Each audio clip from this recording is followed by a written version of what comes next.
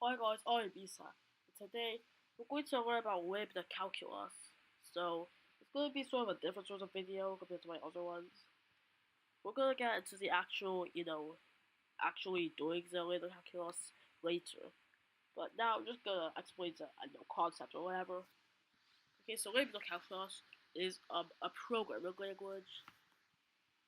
In Lambda calculus, there there are no numbers, no strings, no anything.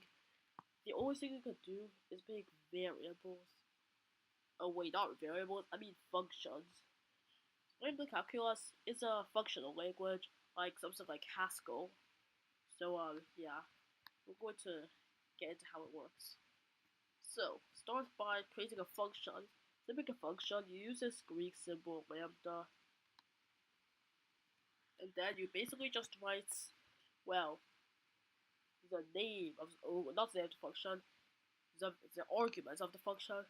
And let the calculus functions only have one argument and only one forever. But we'll find a workaround to that later. So anyways, lambda, let's call the argument x. Let's have like these. So let's call the argument x. Lambda x. Then we put a dot to separate the argument from the real function, you know. So lambda x dots. So here we're going to state what we're gonna do with x. So let's say I don't know, x plus 1 or something. Then yeah, it's going to add 1 to x. So how do you actually like run these functions? Oh, not really run. Yeah, you know what I mean. Okay, so like if you want to run this function, you have to put it in brackets, and then the argument. So x is the first argument. So let's say I don't know, alpha or something. So then it's going to get, like simplified or or whatever. So let the x equals x plus 1. So what's it mean? We have to bring this x plus 1 down here to turn it into a plus 1. And yeah, that's basically it. Hey, wait, I said that there are no variables in it. Of course, how could there be a? Well, there isn't. Okay, so, well, yeah, we can also assign a name to these functions. If using the computer version of the calculus, so that you can, so that you can, like run on your computer. You're gonna be able to assign names to these things. So, like, let's say I want to call this true. Okay, not true. That's a horrible name. Let's just call it f is equal to whatever this is. So we won't need these brackets and all that stuff. So if I want to run the function now, just have to write f a or alpha or whatever the argument is.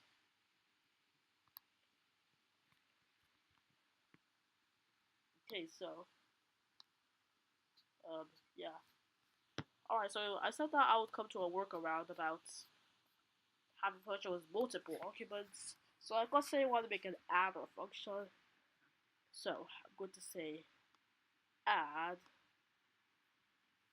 is equal to a lambda function, just lambda sig. It doesn't really do anything. It just signifies how you're making a function. So I'm gonna say lambda x is at dot lambda y. So then dot y plus x, and yeah, that's the actual function. So how this is gonna work is that, okay, so first you're going to execute this one, that's all on the inside. So it's going to become, okay, so let's say we're running this function. So let's say I'm going to show to add to a dot y. So let's say alpha of 5 and 2 or something. So if I do alpha of 5 and 2, then yeah. So we're just going to say, so I'm going to execute this y function first. It's going to become the x dot. So here it says y plus x, and this one is 2. We're going to say 2 plus x.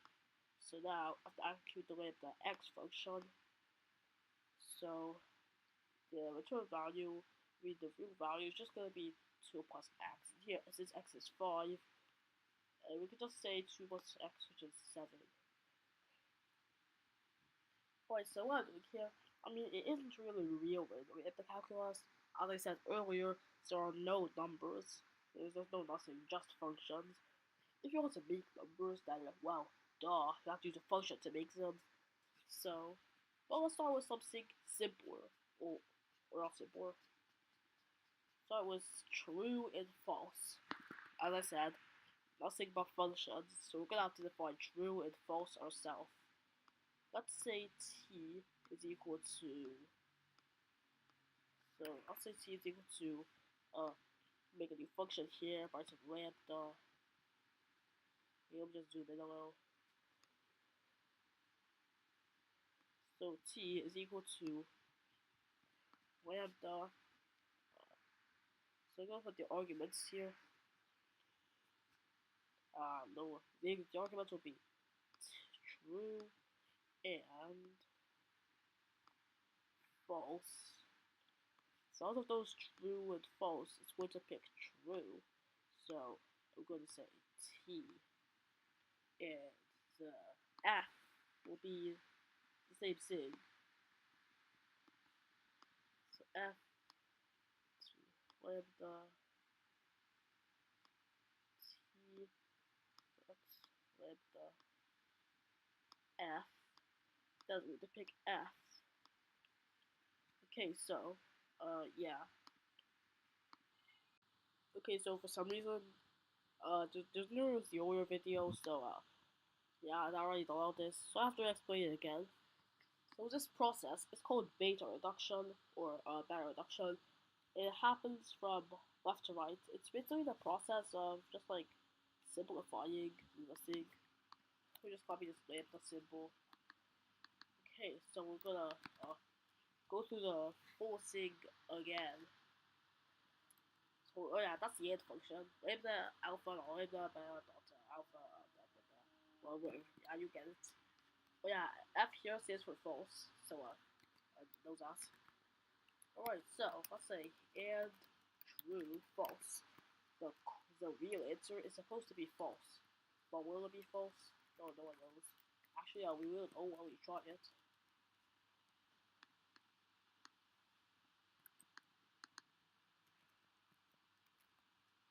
Okay, so first the and function is lambda a dot lambda b dot ab false. So if we run this function, I'm gonna put it in brackets to separate it. If we run this function on true, false, then A is gonna be true, B is gonna be false. So it's basically gonna be true, false, false. So then the true function is here, as I was done from left to right, so it's the left one. So the true function is lambda t dot lambda f dot t. Gonna put in brackets as usual, and false, false. So it's like the first argument is false. So which means that basically just gonna be false, false, and then the false function is we put in brackets. The false function is lambda t dot lambda f dot f, and then it's gonna run on false, and so the real answer is just gonna end up being false. And yeah, that's basically how it works. We also do other basic operations with lambda calculus, but we're gonna look at those in the next video. So anyways, that's the end of today's tutorial. If you enjoyed, leave a like and subscribe. So bye. Hi guys, I am Isa. And today, we're looking at the OR is not functions. Okay, so yeah, the function it looks like it's a bit different, but that doesn't matter. Okay, so we're gonna start with OR. So remember the definitions of true and false from the last video. Okay, so first let's start with OR. So we'll have two arguments, P and Q. So let's say OR so let's say OR true and maybe false. So the answer to this should be true. So now we have to break down the OR function. I'm going to use a capital L for lambda. So LP dot LQ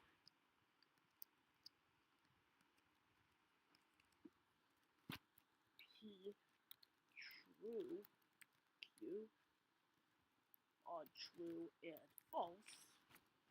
Then we're going to end up with something like okay, what's our LP and LQ? It's going to be true, true, false. So now let's run the true function.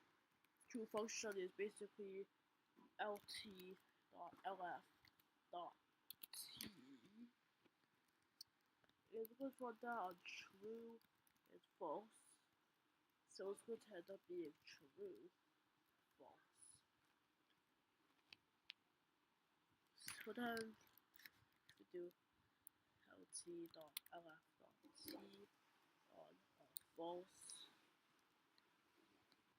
But if you want this to work, we're going to need a special if function. So it's supposed to be if or true false. That's what this something. Okay, so the if function is lambda p to the p dot lambda a dot lambda b pba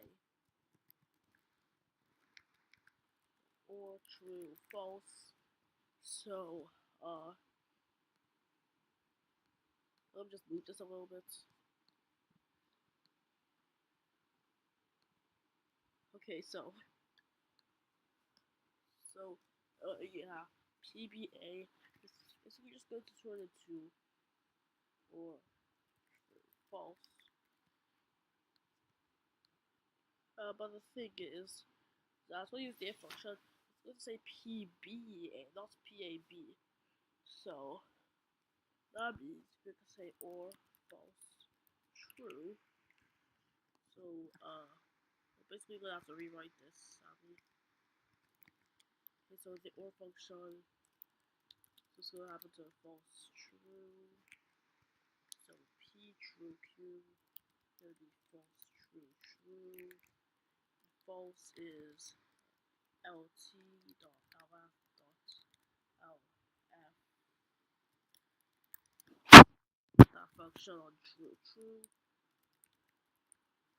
So it's going to end up being true. True. If you want the true function on true, you're gonna get true, so it ends up being true. Alright, now let's try the not function. If so let's say not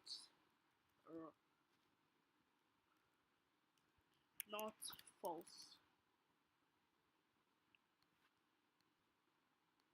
So if we say not false, so I have to apply the not function. That's L3, LA, LB. Hey wait, but there's sort of a problem. The not function, it doesn't really work on things like Z's. We're going to have to use something. There has to be 3 arguments. So let's just try with not or false, false. So or false, false will be false. So not that should be true. Alright, now let's try. Okay, so PBA. So here it says PAB. It ends up being PBA. So that means we're going to have to swap this.